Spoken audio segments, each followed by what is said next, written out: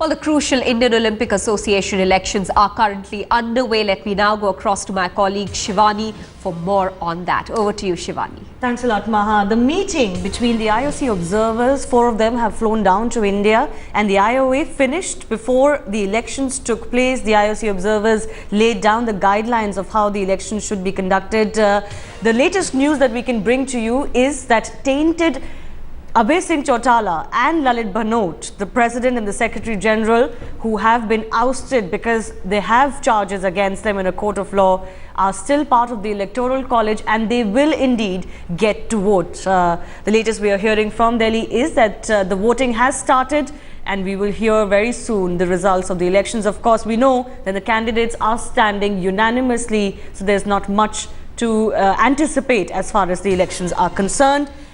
But here on Headlines Today, exclusively, Narendra Batra, the outgoing Vice President of the IOA, spoke to us earlier. I began by asking him just what he thinks about the elections which are taking place more than a year after the suspension, and if the IOA is ready to admit that these elections are in fact too late. Listen in to Narendra Batra.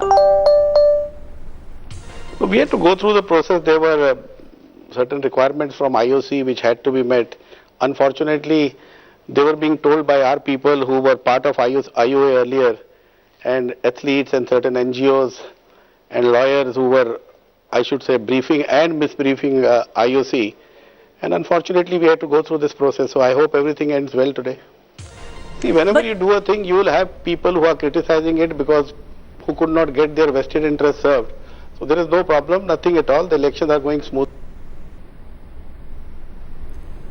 All right, then Narendra Batra seeming very confident. But Mr. Batra, how hopeful are you that the IOC will be happy and ratify all of these decisions in the elections?